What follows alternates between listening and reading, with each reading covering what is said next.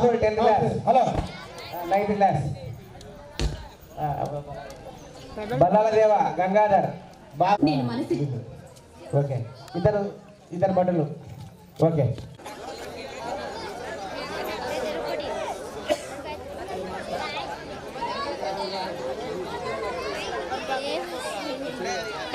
అందరూ ముందు నేర విచారణ రాజమాత శివగామి దేవి ఆజ్ఞతో పండిత పామర సమక్షంలో శ్రీ శ్రీ శ్రీ భల్లాలదేవ మహారాజా వారి ఆధ్వర్యంలో ప్రారంభం కాబోతోంది.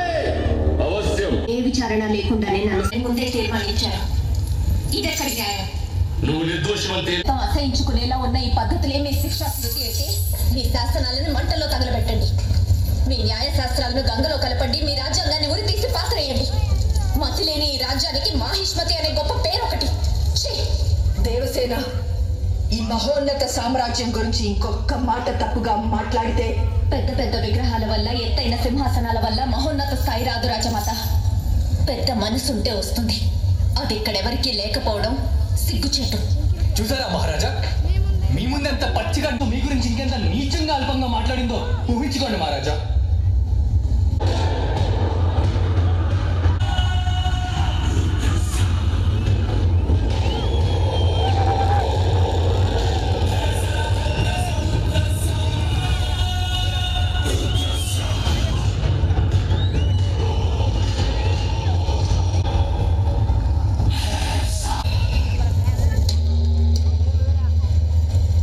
అసలు ఏం జరిగిందో నువ్వు చెప్పు సేతుపతి. రద్దీగా ఉంది మహారాజా. అప్పుడే దేవసేన కూడా దర్శనార్థం వచ్చారు. అప్పుడే మీరు వచ్చే సమయం కావడంతో వారిని ముఖ ద్వారా నుండి కాకుండా పక్క దూరం నుండి వెళ్ళమన్నారు. బాహో, ఏదుండి బెదిరిస్తున్నావు? ప్రతిమాలు మహారాజా, నీ హద్దులు అతిక్రమిస్తున్నావు బాహుబలి. నిండు గర్భిణిని సంఖ్యలతో నిలబెట్టి ఈ సభ ఎప్పుడో హద్దులు అతిక్రమించిందమ్మా. నిండు గర్భిణి అయినా పండు ముసలైనా విచారించే పద్ధతి ఒక్కటే. అసలు ఏం జరిగిందో తెలుసా నీకు? ఏం జరిగింది? ఆడవాళ్ళందరినీ ఒక వైపుకి రమ్మన్నాడు.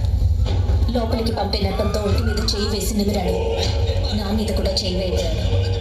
వేళ్ళు నరికేశాను. తప్పు చేసిన దేవసేన, ఆడదాని ఒంటి మీద చేయేస్తే నరకాల్సింది వేలు కాదు.